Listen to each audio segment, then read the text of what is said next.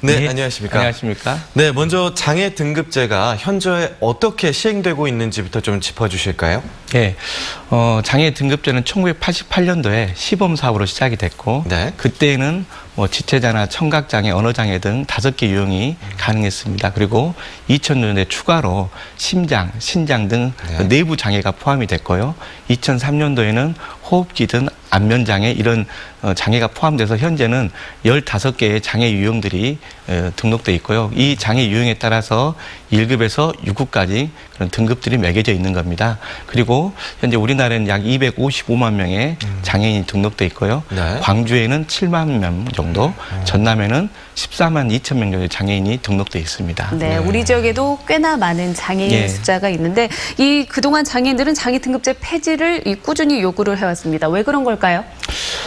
지금까지 어떤 장애의 그 다양한 서비스가 있는데도 불구하고 그 네. 서비스는 동일한 등급을 매긴 사람은 어떤 동일한 욕구를 가지고 있고 그 동일한 욕구를 가지고 있는 사람들은 네. 동일한 서비스만 받을 수 있는 그런 구조였다는 거죠. 세분화가 안 돼 있었다 그런 이야기신 예. 거죠. 그래서 네. 예를 들면 이렇게 이동이 어려운 사람이 있음에도 불구하고 네. 장애 등급이 상급이란 이유로 또는 4급이란 이유로 제가 일하고 있는 그런 장애인 어떤 이동에 대한 차량들을 이용할 수 없는가 반면에 청각장애는 2급이면 네. 일반 또 대중교통도 이용할 수 있음에도 불구하고 네. 저희 차량을 또 이용할 수 있는 그런 불합리한 구조들로 네. 서비스가 제공되고 있었다는 거죠. 네, 지나친 어떤 획일화된 부분으로 인해서 장애인들의 욕구가 해소되지 못하는 장애 등급제였다. 예, 맞습니다. 좀 불합리한 부분이 있었다고 보여지는데요. 그럼 등급은 좀 더 구체적으로 어떻게 부여가 되는 겁니까?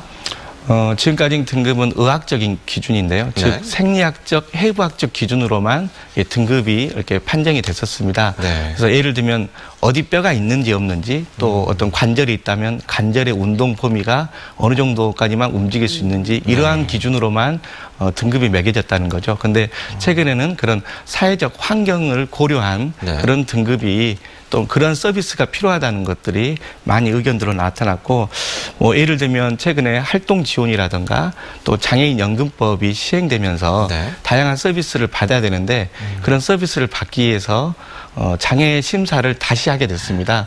그런 과정 중에서 장애 등급이 다시 낮아지게 되니까 아예 기존에 받았던 서비스도 받지 못하는 결과들이 만들어지니까 장애인들이 그런 서비스를 못 받게 될까 봐 두려워서 아예 활동 지원이라든가 장애인 연금을 신청하지 않는 경우들이 많이 발생하고 있었습니다. 굉장한 그렇군요. 혼란이 빚어지고 있군요. 예. 네. 네. 그러면 여기서 좀 궁금한 게 있는데요. 이 불합리한 등급제를 7월부터 폐지를 한다고 하는데 그 전부터 이거를 좀 폐지를 해달라 요구가 있었잖아요. 그런데 예. 갑자기 또다시 이거를 하지 말아달라. 왜 이렇게 반발하는 겁니까?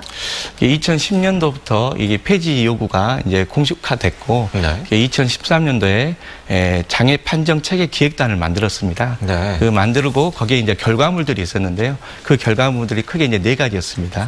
첫 번째는 장애를 단순하게 경증과 중증으로 나누지 않겠다는 것. 네. 두 번째는 의학적 기준뿐만 아니라 어떤 사회적 환경들을 고려한 종합 판정 체계를 만들겠다는 것. 네. 세 번째는 그럼에도 불구하고 장애인 복지 서비스 총량이 줄어들면 안 된다는 것. 네. 네 번째는 장애 영역별 특성을 고려한 어떤 인정조사표를 만들자. 이게 서로 합의된 내용이 있는데 최근에 이제 진행되는 것을 보면 이 4가지가 전체가 지켜지지 않는 부분들이 있기 때문에 네. 장애인 단체에서 강력하게 무늬만 등급제 폐지라는 이야기들이 지금 나오고 있는 겁니다. 뭐 기존에 합의된 사항들도 지켜지지 않은 채 그 장애 예. 등급제가 새로 준비되고 있다는 점이 반발의 이유라고 짚어주셨는데요. 예. 그러면 장애인들에게 지원이 적절하게 이루어지려면 어떤 점들이 고려돼야 되는지 그 부분을 말씀해 주시죠. 예, 방금 말씀드린 것처럼 어떤 장애인의 욕구와 환경을 고려한 맞춤 서비스가 필요하다는 거죠.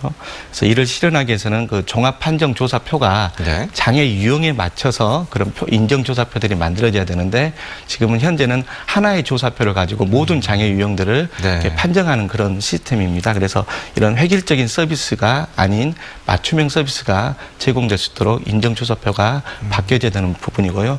두 번째는 다양한 복지 서비스가 제공될 수 있도록 네. 지역에 있는 다양한 자원들을 네. 적극적으로 확보하는 것들이 필요할 것 같습니다. 이를 위해서는 지방 정부나 중앙 정부 또 민간 기관들이 협력할 수 있는 거버넌스가 필요하고요.